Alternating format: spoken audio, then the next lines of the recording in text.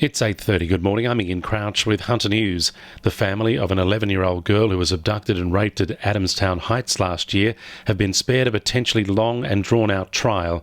Brett David Hill yesterday pleaded guilty to the 3 remaining charges against him after earlier denying responsibility.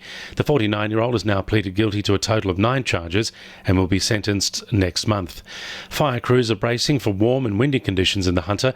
A total fire ban is in place for the Greater Hunter with a very high fire danger.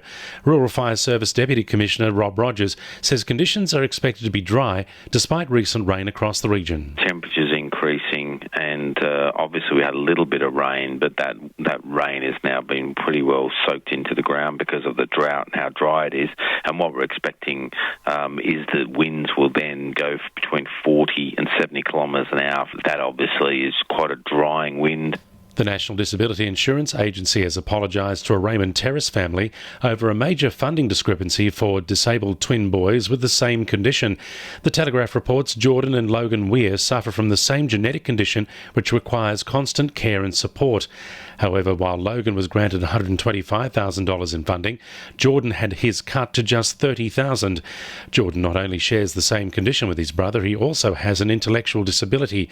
The agency lost Jordan's funding application and it took 12 months for it to be restored.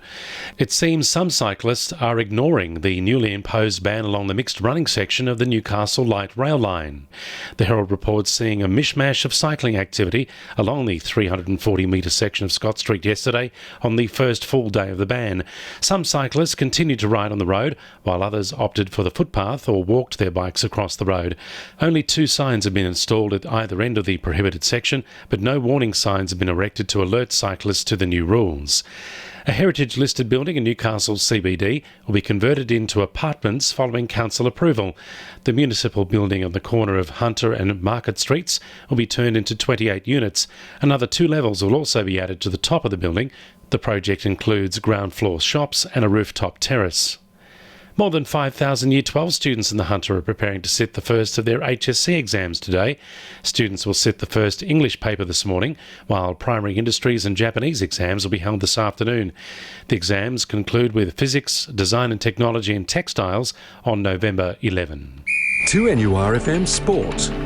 The Newcastle Jets are training today in the lead-up to Saturday's A-League opener for the club against the Mariners. Coaches Ernie Merrick and Alan Stajic will come face-to-face this afternoon at a pre-match media conference at Catherine Hill Bay, which is the halfway point between Newcastle and Gosford.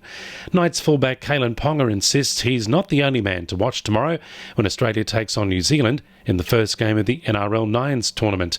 His Kangaroos teammates say the 21-year-old is a key part of their game plan, but Ponga has brushed aside the accolade, saying there's a host of talent in the side who'll make their mark. I don't think that's the case. I think every team's sort of got their men. We've got some fast people, some big people, so I don't think that's the case at all. I think there's going to be a lot of people on display that have a lot of skill.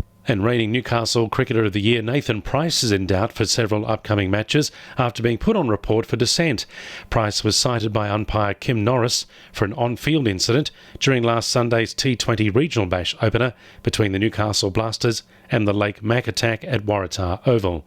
And the winning numbers in Wednesday Lotto are 8, 32, 31, 10, 22 and 43, and the supplementaries are 4 and 27. 2NURFM News Time, 26 to 9.